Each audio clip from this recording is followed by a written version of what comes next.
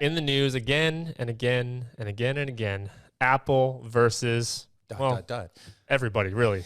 This is a jam-packed one. I got three things in here. So first, Apple versus Spotify. So last week, Apple announced a bunch of cool stuff: new iMacs, new AirTags to go after the company Tile, new iPads, and I think a new Apple TV, which is kind of like the thing that got buried under the rug.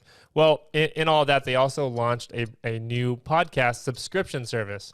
So now you can launch your podcast on Apple. You can charge people to listen to your podcast, and Apple will only take 30% of it in the first year, and then 15% in year two. So what does Spotify do today?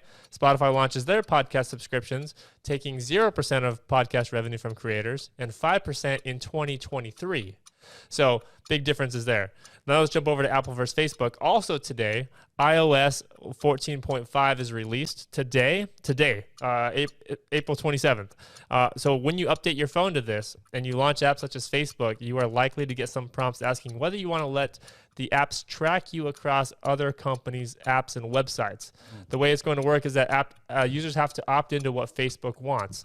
So what this really means is that Facebook pixels, Facebook ads, when you're sitting there with your friends and you're talking about, last time we said the word sprinkler on our show, and now sprinkler follows me around on Facebook and everywhere I go. That's right. Well, that's not going to be able to happen as easily anymore once I say no. There's a lot of reasons why Apple would do that. Facebook is saying that Apple is against small businesses, so because it's going to really hurt a lot of businesses. And the long pole in the tent is to be seen, but the belief is that if you can't market your business via Facebook and via app tracking anymore, when everyone uses an Apple device, as I'm sitting here using a MacBook and got my Apple Watch and my iPhone over here, and we're recording this on iPhones. So again, this is the perspective where we're coming from. Brought to you by Apple. Brought to you by Apple, essentially.